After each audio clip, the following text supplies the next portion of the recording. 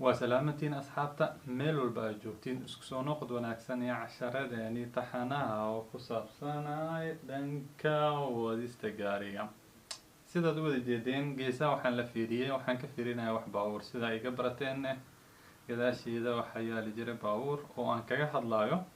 oo idin soo bandhigayo sida loo wado ama barashadiisa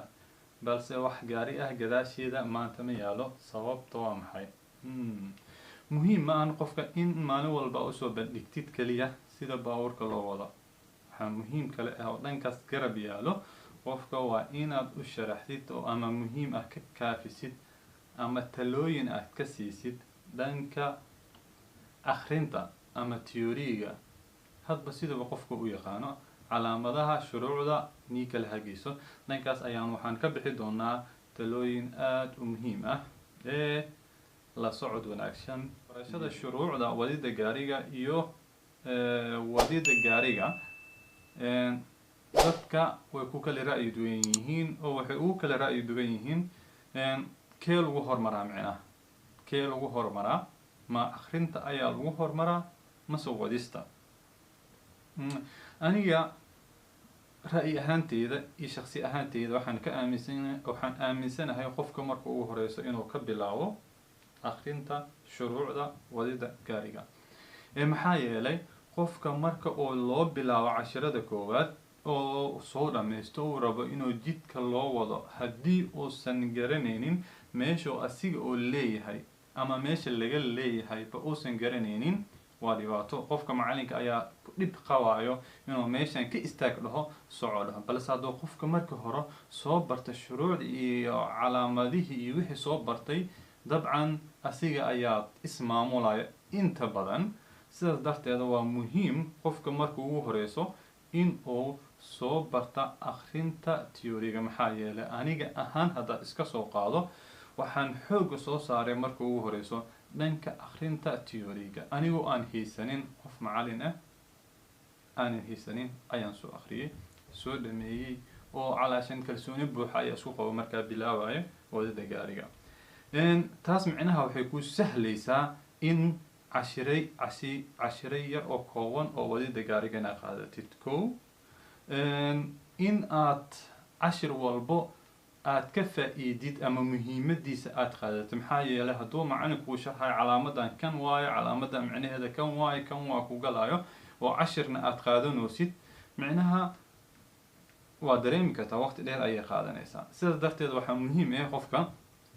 in uu shuruucdii soo barto si aysan waqti dheer macalinka barayo uusan ugu qaadanin oo u sharax waxyaabaha yariiska oo muhiimka ah oo qofkaas in loo sharxo uusan fahmi karin iyo in loo sharxo laakiin calaamada magaceeda saasaa la shuruucdeeda waxay qabataa istaagi ku dhahay amsaan inuu macalinku u sharxo taas muhiim ah sidaas darteeda waxaa muhiim ah qofka in uu marka ugu horeyso teoriga uu yaraan boqolkiiba aniga fikraanta boqolkiiba 78 qofka inuu soo akhriyay marka uu wadista gaariga bilaabayo maxaa yeelay maxaa jidka celihay markuu macalinka banaanka uu soo bixiyo haddaadan ogeyn baawurkan asiga ma kale adiga ma kale adiga ma ka istaagay asiga ma ka istaagay calaamada maxay ku sheegaysaa istaag ma ku dhehaysaa soo ma ku dhehaysaa haddaad ogeyn waa ay adag tahay macalinka maanta dhan meeshan ka istaag soco ayuu ku dhahaa sidaas darteeda aniga waxaan tala ahaan ku bixinaa marka ugu horeyso inuu qofka soo akhriyo dhanka teoriga waqti badan geliyo intaas markaan ugu gudbo taas yaa adag dhanka wadista mase akhrinta shuruucda dadku waa lagu kala duwan yahay dad waxaa u fudud akhrinta dadna waxaa u fudud wadida balse ani shakhsi ahaanteeda wadida ayaa ila adkeed macnaha maxaa yeelay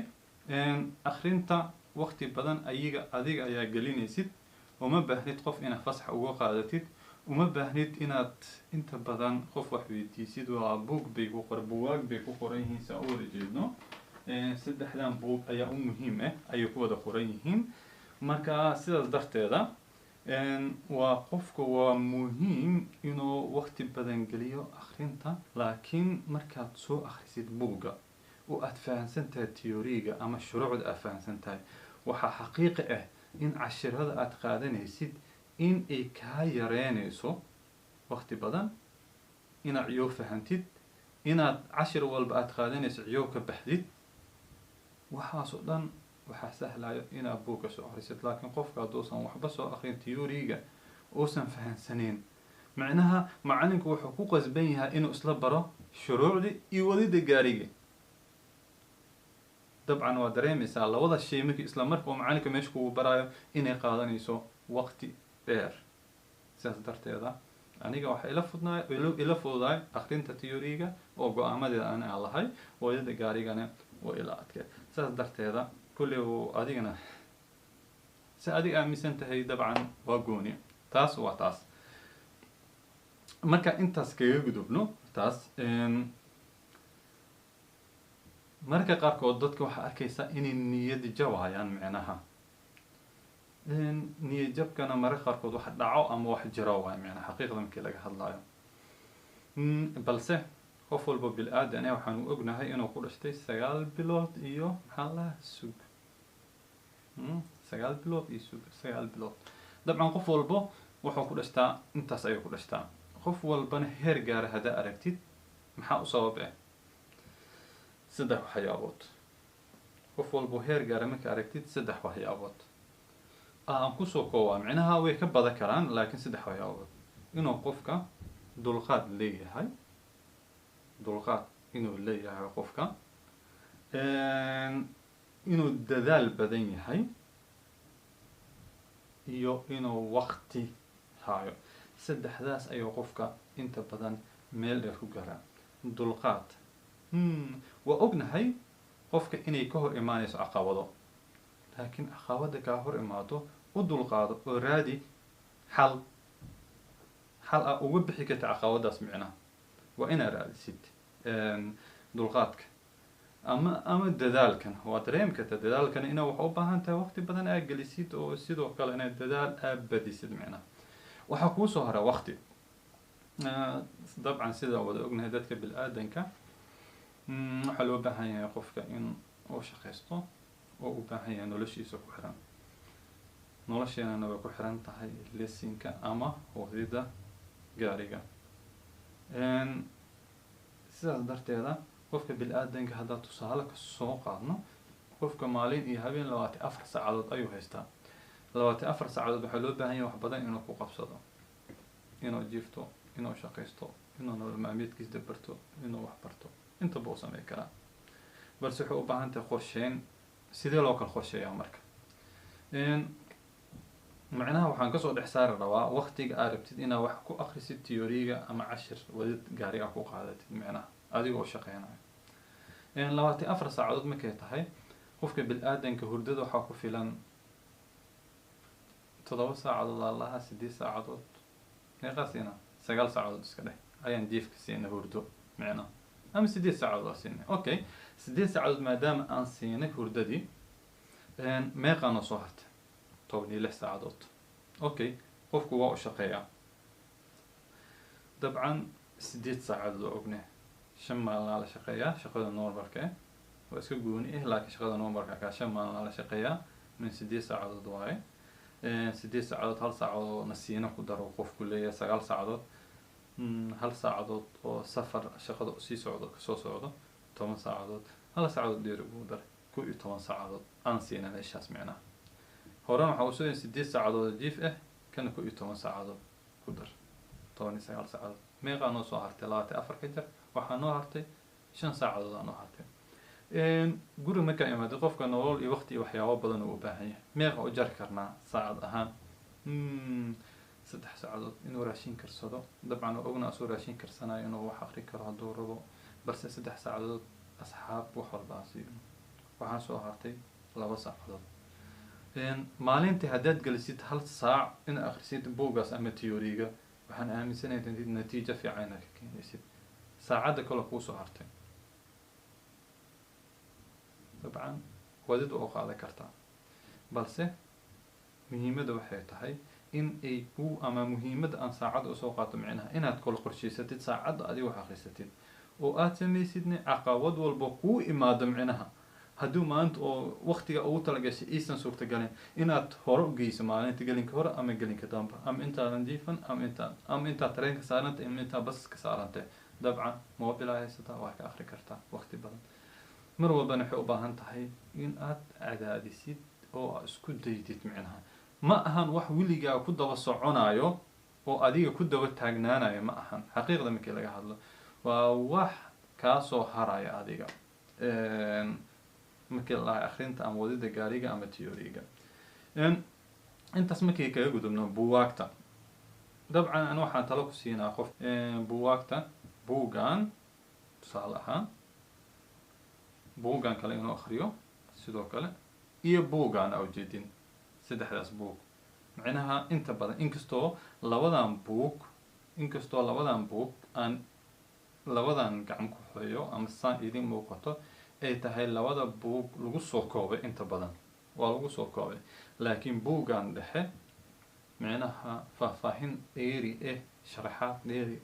ee maskaxdaadana kaana yareynayo inaad qaadatid cashir badan ayaa ku jiro theory-gana aad ku fahmid dabcan waxaa jiro waxa la dhaho baarmiyaal su-aal iyo jawaab su-aalkaas iyo jawaabaha ah macnaha qofku markuu soo fahmo buugan iyo buugaagtan ii sheeg saddexdan buug uu soo fahmo su-aalahaas iyo jawaabaha way u fududaanayaan waa xaqiiq macnaha asaa ka jawaaba macnaha meeshii su-aasha jawaabteeda aada direct u abaari lahayd su-aasha micnaheeda buugga ay ku taala micnahay ka hadlayso macnaha buuggaad ag soo akhrisid wax badan ayaa kuu sahlayo oo waqti aada gelisid waxaan ku hadlaynaa imtixaanka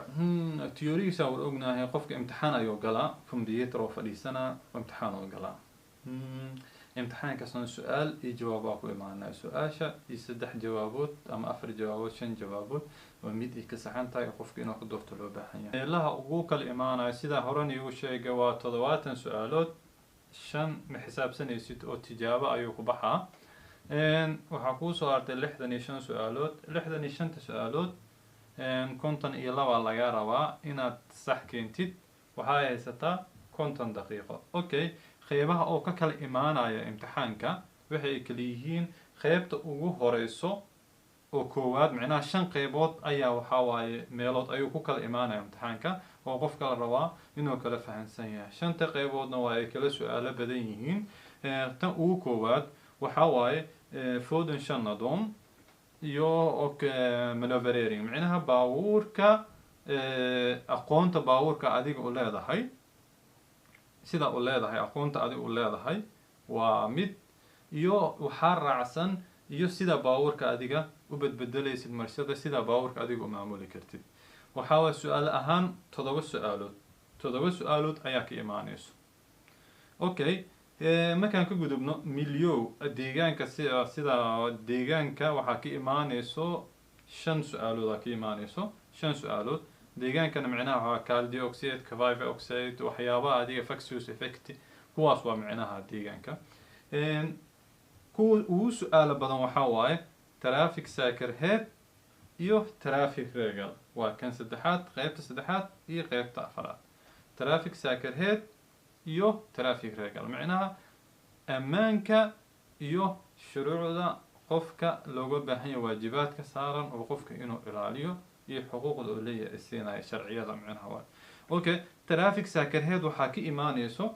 16 su-aalood 16 su-aalood laakiin waxaa ka badan traffic regal oo ah shuruucda adiga ku hagayso oo waajibaadka ku saaran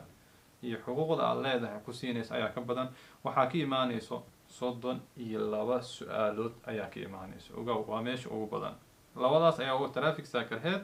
iyo traffic regal ayaa ugu su-aalo badan kan u dambeeyo oo shanaad waxaa waaye bashunliga fortsättningar waxaa ka imaanayso asigna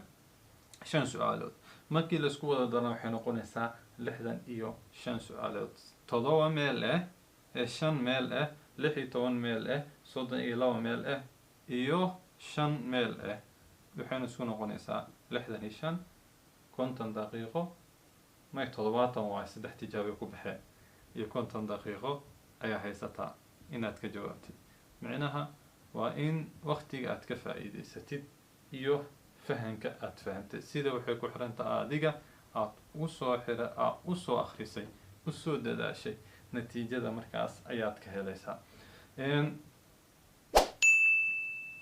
cashirkeena maanta intaas ayuu nagu egyahay. casharkeena xigo ayaa waxaan kaga hadli doonaa meelo fiican, meelo muhiim ah oo ah qofka in uu ogaado ee waajib ku tahay micnaha inuu fahmo ayaa waxaa waaye si uu su-aalaha ugu jawaabo ayaan kaga hadli doonaa. la socod wanaagsan cashirkeena xigo. please subscribe kana saar, gambaleelkana furo. waana mahadsan tahay. nabadey.